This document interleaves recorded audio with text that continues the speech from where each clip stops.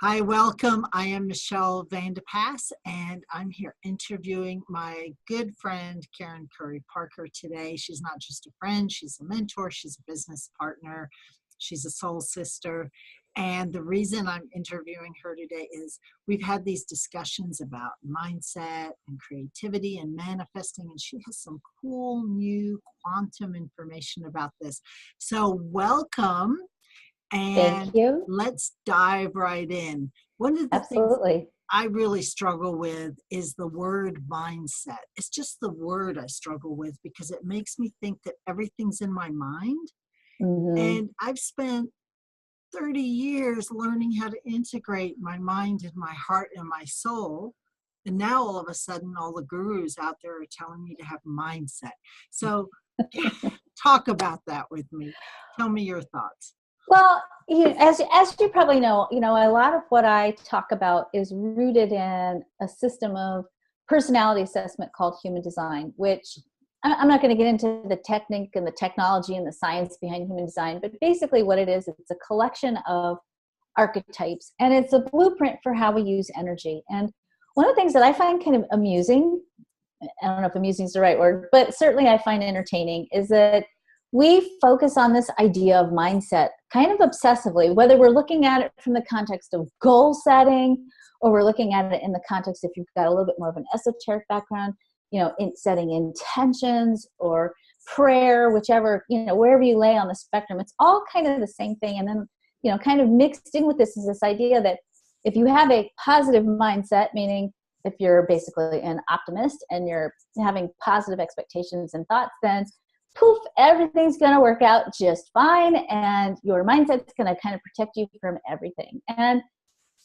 there's a bunch of things I want to say about that, because it really puts people in a position of when something doesn't work in your business and you're thinking that your mindset's what's creating your business, then suddenly, first of all, you're not really looking at the lay of the land of what might be going on in your business. Maybe you have a great mindset, but maybe you didn't properly assess what's going on in the marketplace. And this is an opportunity for you to really clarify your communication with your potential clients. And if you're going, oh, it's my mindset sucks, I need to go back and visualize 5,000 people buying my program before midnight tonight, that's not going to change the fact that in the marketplace, maybe you're not listening well enough or correctly to really read what's going on in the marketplace. So sometimes mindset can become, I don't want to call it a bogus excuse because that's kind of harsh, but sometimes it's a way of, if we're only using that as our creative capacity in business, it causes us to be really blind to maybe some of the other elements. Yeah, I'm hearing a couple different things going on. So I'm hearing a little bit of you talking about mindset like law of attraction. What you think and believe and conceive then can come true. And then I'm also hearing you talk about optimism. So I want to break it down a little bit. Are you saying that it's okay to be pessimistic in business? Or are you having to have an optimistic mindset as a given to start? I think that personally, and from what I do, for the work that I've done with my clients over the last 28 plus years, having a positive set of expectations is a powerful way of creating. And here's why. Let's get into the science of it. When you have back up, your brain can only process 200 to 400 bits of information a minute, usually more like 200 than 400. When you look at the world, what you're seeing is what you've programmed your brain to see, because you can't process everything that's going on out there. And when you have programmed your mind to have a positive expectation, you're programming your mind to look for the evidence for where the trail of success begins. So it's actually scientifically proven that it's a powerful way to program yourself to notice when opportunity shows up, to notice when there's possibilities. So there's that piece. The second thing is, when you have a positive expectation, it actually changes your neurotransmitter production. It changes your biochemical response. It actually secretes a lot, causes your body not only to to change the nature of your biophysiology. It actually increases your creativity, because when we are optimistic and we feel good, our dopamine levels go up. And when our dopamine levels go up, we are less stressed. Our brain literally relaxes. We have a greater experience of epiphany and serendipity and insight, and we're more creative. So it serves you to have a positive mindset. But I think what I'm really speaking to is that balance between having a positive expectation and also not buying into the idea that that's the only thing that's going to create your business. I can't tell you how many times I've seen people that have, and I mean this from a loving and gentle place, people who have the deepest desire to be of service in the world, who don't have a clear message or a clear platform for what it is that they're selling. They don't have a good bead on who is my client. They maybe haven't done the research. They're so in love with what they're selling, and they're so passionate about it that they haven't figured out, well, maybe where is the need in the marketplace. You have to have a good mindset, but you also have to be, you have to be on the earthly plane doing the work. And there's a balance between those two.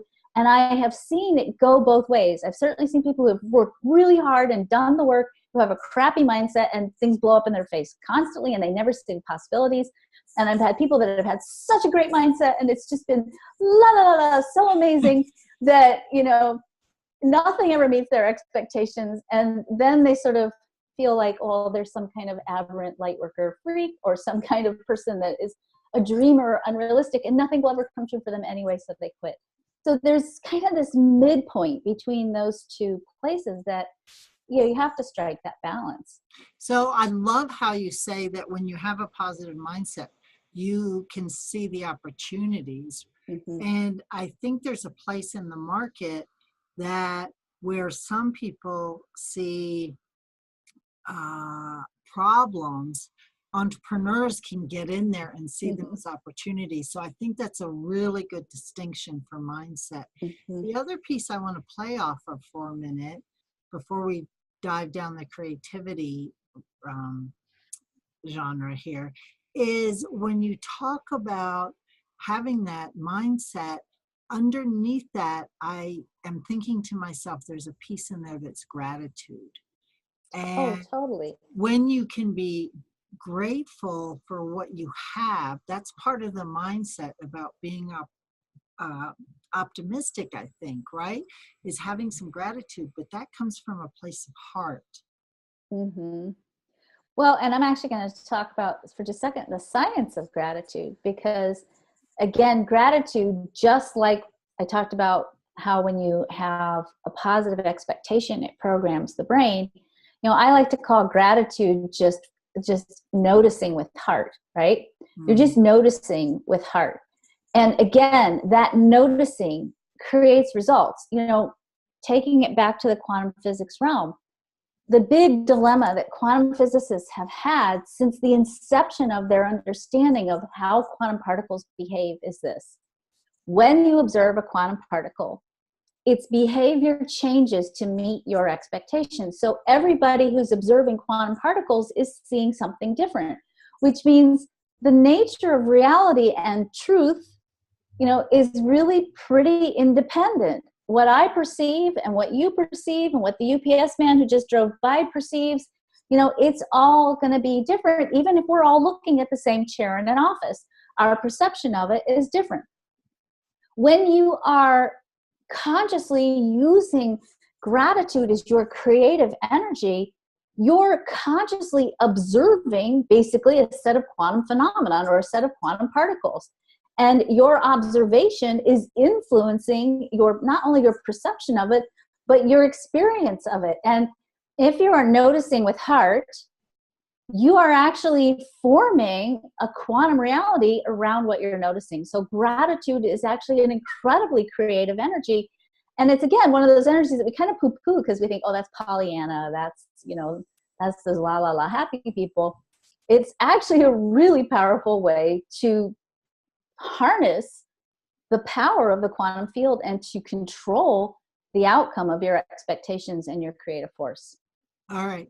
I want to stick on mindset for one more minute because I do run into clients, and I've struggled with this as well, where you really want a positive mindset, but things just keep going wrong. And last year seemed to be a good indication for everybody I know. It was a pretty sucky year. Mm. And we can chalk that up to whatever. And it's hard to stay in that positive mindset all the time. So collectively, does that affect how individually we operate in our businesses and our lives? I think absolutely, and this was sort of the second point that I got distracted on the quantum physics part that I was going to get to, is when we look at the blueprint for how the human energy field works, 7/8 of us are going to, by design, be always under the influence of somebody else's mindset. Most of us are mind readers, literally. And most of us have minds that are designed for being able to see a 360-degree view around a concept or an idea. That's a gift, not a curse. But it can feel like a curse if you don't understand that, oh, hey, my mindset is vulnerable. Because when I walk into a restaurant, let's say, or I click open my CNN news page, if you have the kind of energy design or energy blueprint that has an open mind, literally, when you walk into that restaurant, it's going to be easy for you to suddenly get overwhelmed or have your own mindset hijacked by somebody else's. So yeah, the collective mindset influences us tremendously. But the brain, which is part of the mind, it's not all of the mind. In fact, we don't know really where the mind is. But the brain, which does contain elements for being able to hold mindset, is a very interesting organ. And it's an organ that is literally designed for ease. When you think about walking, when you are walking around on this planet, you are not going, okay, right, left, right, left. Over the time when you were learning how to walk, your brain built a series of highways called neural pathways that make it easy for you to now walk without a whole lot of conscious awareness. You can entrain your brain and your mind to be able to hold on to a mindset. Not all the time. You're going to still have crappy days. You're going to have days when you don't want to have a good mindset. And honestly, if we're really honest, sometimes we have days where we kind of enjoy having a crappy mindset. Sometimes it's fun to just go, screw it. I'm going to sit down. I'm going to binge watch Netflix. I'm going to get a glass of wine and eat some of that Chicago That's mixed not caramel. crappy mindset. Just add the chocolate in there. That's a perfect, yeah. And I think the thing is, we have to understand that mindset, when we talk about mindset, the way I always teach it is it's a baseline frequency. And if you understand frequencies operate in waves, right? And you're really going to always have day-to-day, minute-by-minute variations on any kind of experience. Because you know what? If you don't, you're dead. That means you're not vibrating at all. Okay, that's a flat line on the EKG. If you're alive, you're vibrating. And because you're vibrating, there's variation and oscillations in your experience. What's important is the baseline, which means, yeah, you're going to have bad days. You might even have literally a bad year. Okay, you might even have a bad life cycle. But it doesn't mean that you're screwed. It doesn't mean you're doomed to fail. It doesn't mean now all of a sudden you're going to, I've heard people really run some trips on themselves about, oh, I created cancer, or I created, maybe you did, maybe you didn't. I think there's too much mystery in the world to lock it up into some little formula that says my thoughts create my reality, therefore I did this. I think it's a little bit more complex than that. And I will say the baseline frequency, the place where you stay most often, that place where you return to is most important. And if you tend to the baseline, which unfortunately for some of us does mean you do have to have, I'm going to say habits. Don't fall into the trap that says habits means you have to do the same thing every day at the same time. And if you don't have willpower and then you suck, because we do that to ourselves too. I'm saying you have to have a median way, a consistent way, in whatever way is right for you, and we're all different, of getting back to that baseline and tending to that baseline and maintaining that baseline. And some of those things that we do to maintain the baseline is take a break, go take a weekend off and go to a spa, or if you can't go to a spa, go lay in your freaking hammock and read a romance novel, or go for a walk, or do something where you engage in beauty and self-care and restoration, and cultivate faith, whether it's through a religious practice or your own spiritual journey, do the things that you need to do to bring you back to baseline. I have a dog named Happy, and he's my soul puppy. No matter what happens in the world, I have Happy, and Happy helps me get back to my baseline. And I know that's ridiculous, but it's one of the reasons why I work at home, because I can't take Happy to a co-working space, or I can't take him to a coffee shop necessarily. Some of them I can right now this time of year, but Happy is my baseline frequency restoration system, whatever it is for you. I mean, I've done transcendental meditation for 34 years, every morning, every evening. That's how I do my baseline. Some people are going to do it differently. Some people are going to take 3 months off. Some of you, might get a good night's sleep. Some of you might be, on a bike, riding your bike somewhere. It doesn't matter what it is, as long as it's whatever works for you and you have that as part of your consistent practice. All right, so I want to summarize this for people, and then we're going to spend a few minutes and go into the second part. Okay. I want to summarize this first. So mindset's important. It's not the only piece of creating a successful business, a successful lifestyle, but it's important. Optimism is part of that.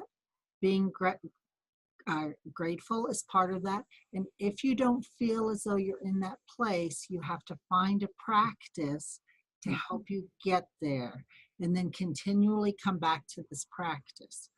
I think that's a good summary. So for people who are feeling like I'm not grateful right now, I have a lousy attitude, I'm not feeling optimistic, go find yourself a practice, take some downtime. I like to call it energetic space. And that will help you get back into a positive mindset for yourself. Absolutely. Absolutely. Right. So that segues into our second part.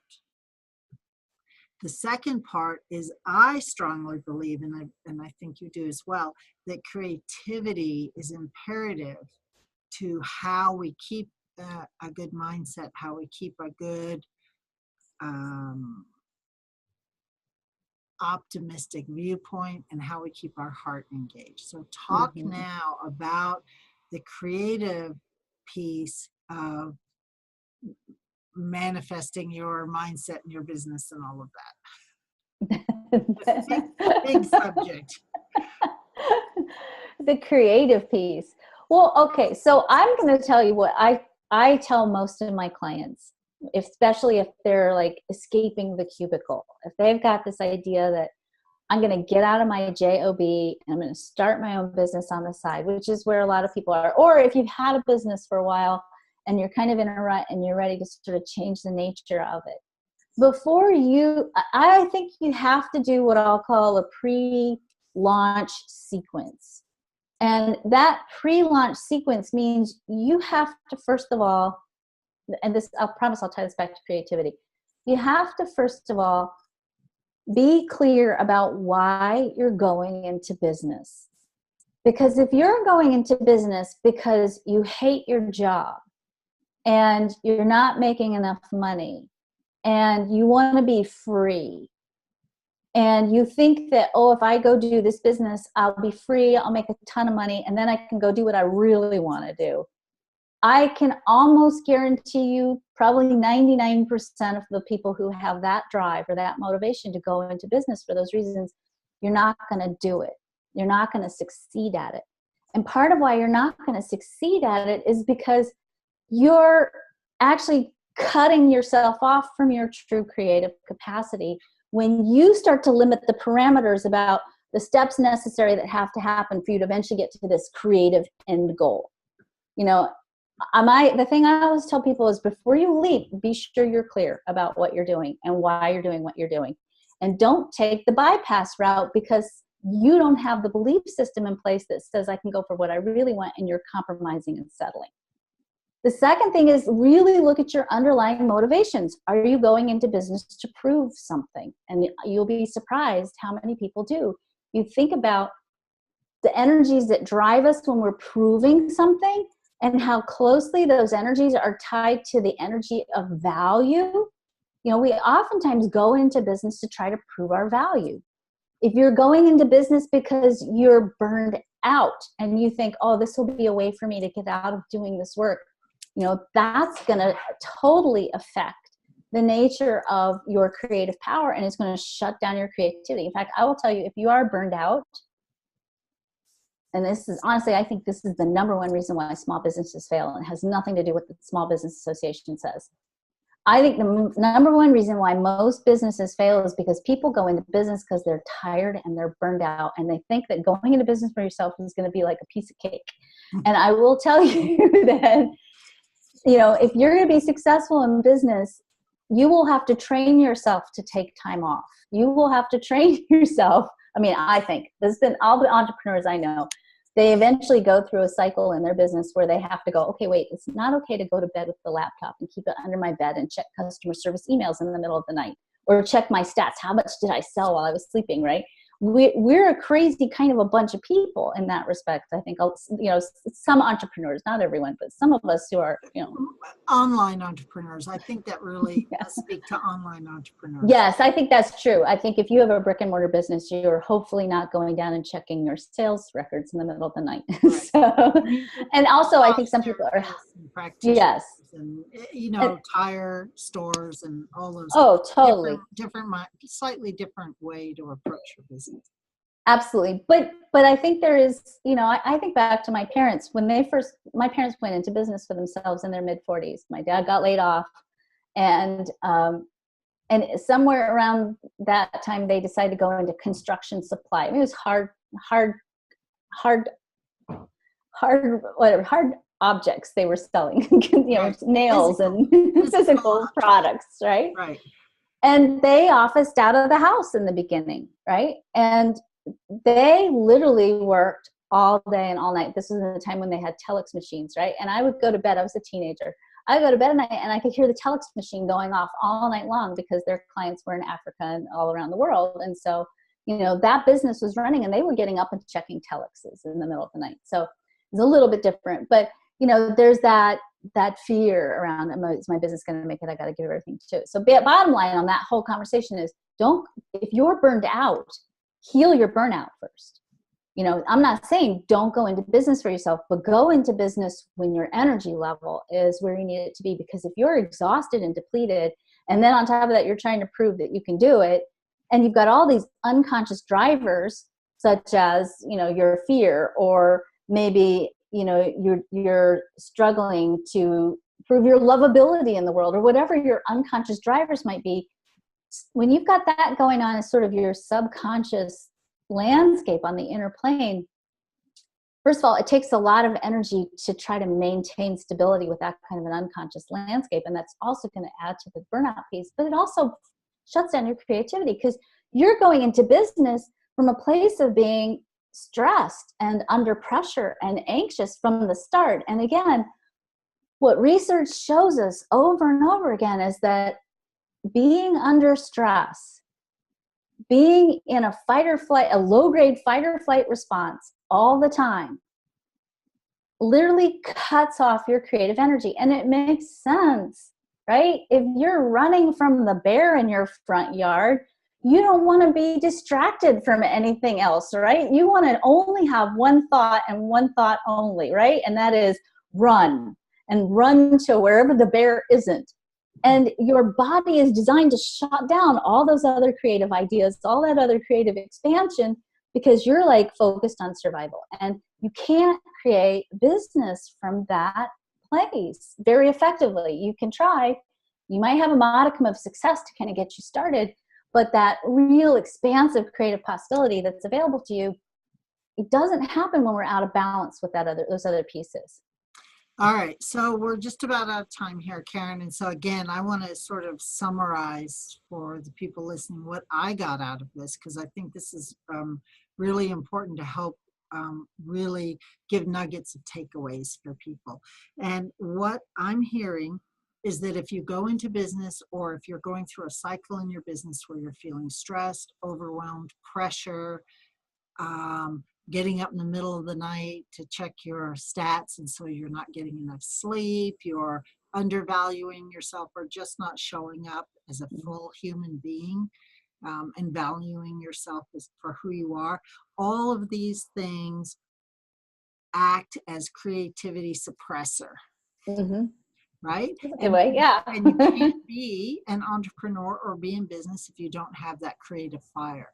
And Yes. so what I think the segue back to the beginning would be is that in order to keep that creativity alive in you, you've got to go back to your baseline. You've got to go back to what is it that brings your optimism back up, your gratitude back up, your hope back up. Find your practice. Find a way to give yourself the space, whether it's meditation or walking or painting or whatever it is, because that's the basis for business, both the mindset and the creative fire that will fuel your business. Yes. Yes, absolutely. And you have something to add to those nuggets for takeaways?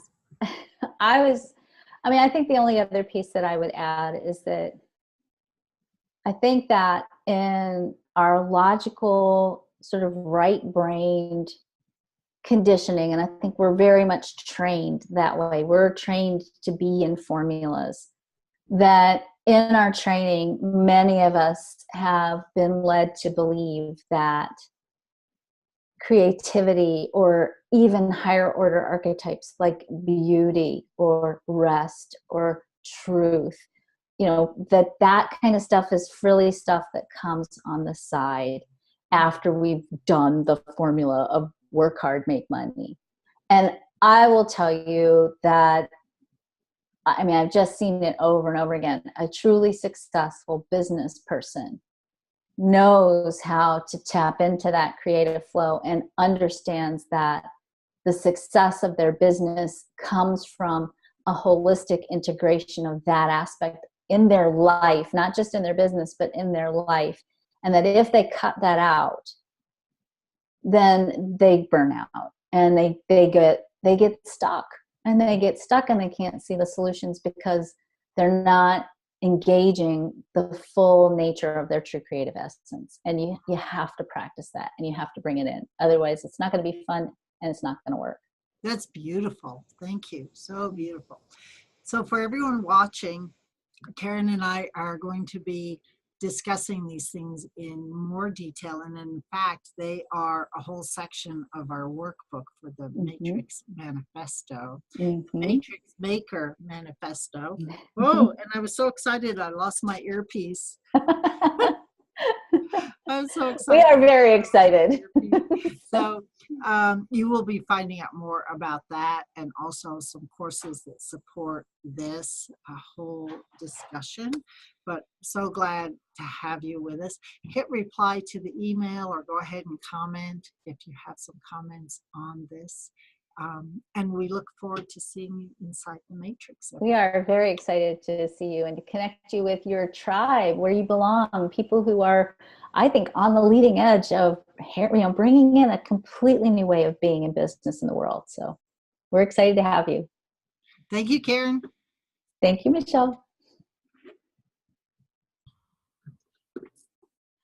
Hi, I'm Karen Curry Parker, and I'm so excited here to be interviewing my co-founder of the Matrix Makerspace, my soul sister, creative genius extraordinaire, best-selling author, and my soul sister friend, the woman who I dream to create things with, Michelle Vandepas. And we're going to talk today about purpose and how being in your purpose drives you and keeps you moving forward in your business. And for those of you who don't know, Michelle has actually written several books. Actually, she's been doing work on purpose for probably all of your adult life. But she has actually written a book about purpose and has had a podcast over the years called Purpose and Profit. And so purpose is a big, big conversation point for you, Michelle. So talk to me for just a minute, because I think, people want to know about purpose. They want to know, like, what's my purpose? Do I have a purpose? And how does purpose tie into business? Thank you, Karen. So purpose is an interesting concept because it seems to be elusive for so many people. And I speak from experience because I spent so many years chasing purpose. Like, what is it I'm supposed to do? I kept saying, God, please just give me the lightning bolt of clarity, so I know exactly what I'm supposed to do. And I thought that was purpose. And so we get mixed up on purpose and gifts and interests and hobbies and business and money and kind of all intertwine it. And that's called life, but that's not called purpose. Purpose is something that we're born with. We're all born here with a purpose. We don't need to go chase it. It really doesn't even matter if you know what it is, because you're born with it anyway. So even if you don't know what it is, you are living your purpose because you're alive in the world, and that is enough.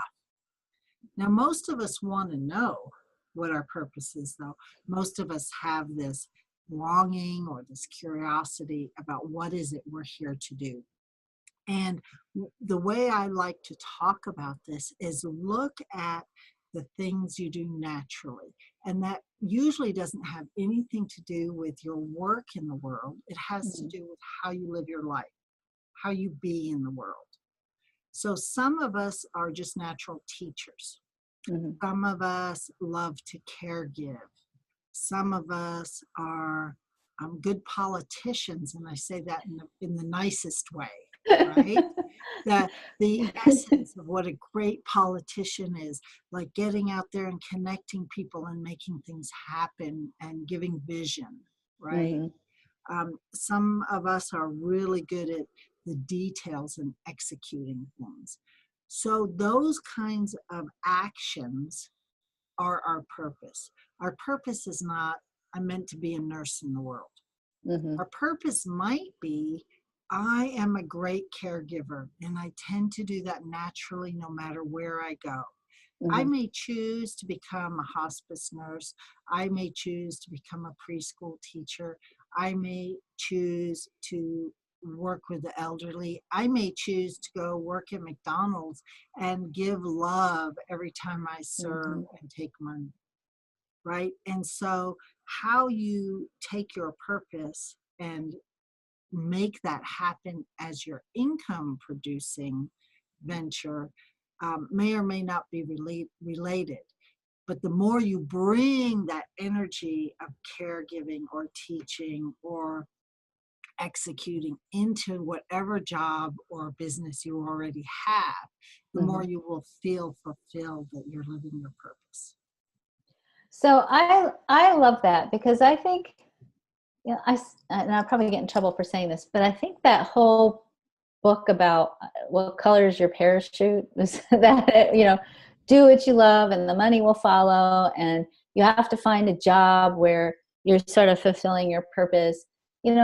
I think what you're really speaking to is the idea that you can be fulfilling your purpose no matter what you're doing, as you said, whether you work at McDonald's, and that your work doesn't necessarily have to be tied to your purpose. Is that true? Yeah, your work is not your purpose. Your purpose is your purpose. And when you bring that into your life, when you become more conscious of it and more aware of it and bring that to everything you do, you will feel more fulfilled in your work. So let's be real, not everybody has the opportunity to go be an entrepreneur. I mean, we could argue that point, right? But some people are just in the life that they're in right now. And they may be side hustling and doing some entrepreneurial things, because that's mostly who our audience is, right? People who are entrepreneurs in some fashion or another.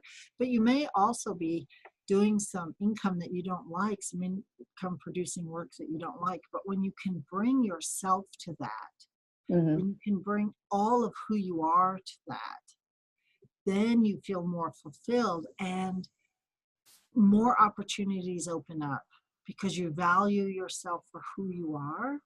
And then more opportunities open up to you.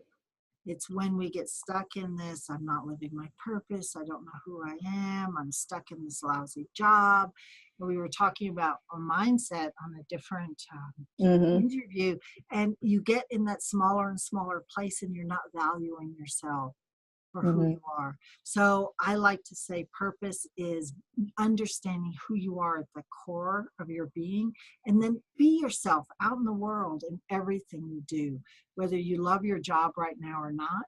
If you Mm-hmm. bring that, you will become more grateful for the money that is coming in right now, and then more opportunities open up to you.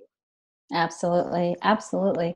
So I want to tie this into something that people talked about to us about and ask a lot about. And it's a sticky subject. And I want to see what, if you find that there's a relationship here between purpose and staying motivated, because I think, people want to know, how do I stay motivated? How do I keep doing those things I need to do? Especially if I've got a side hustle, for example, and you have maybe a vision that at some point the side hustle becomes the hustle, and then the job becomes the, it's gone and you're living, but along the way, and I would say, I don't care how passionate you are about your business, you're going to hit stuff that you have to do that you hate, whether it's accounting or returning phone calls or doing sales calls. Is there a relationship between really being in your purpose and staying motivated? Let me answer by first saying everybody goes through cycles where they're unmotivated. I mean, I've been in business a long time. I've talked to very successful entrepreneurs my whole life, including you, Karen. And at times, everybody's unmotivated. So don't beat yourself up for it. That's a time for your own creative self-care. It's a time for you to honor where you're at. It's a time to just say, I'm shutting off the computer and I'm going for a walk and I'm taking some hours off, right? Mm-hmm. So don't beat yourself up for that. However, what I will say is how you got to have a long-term vision. You have to have projects that are short-term. So that could be goals working toward projects or some focus in the short term. But you've got to have a long-term vision. This is the life legacy that I want to live. This is where I'd like to see my business in 5 years, 10 years, because that will carry you through the normal ups and down cycles. It's like raising a child for those of us that have children, right?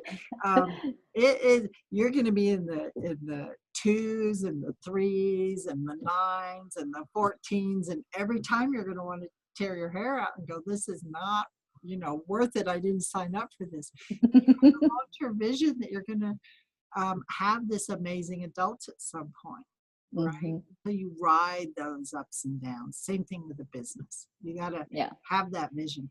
And the more of yourself that you bring in the world, the more you're in touch with your own value, which comes, I think, from the purpose you're born with. You are enough just because you are alive. You are enough. I'll say that again. You are enough just because you are alive. You are enough in this world. The more you can anchor into that, honor who you are, honor your gifts, your purpose, even if you don't know what it is. Allow yourself space for those to unfold for you.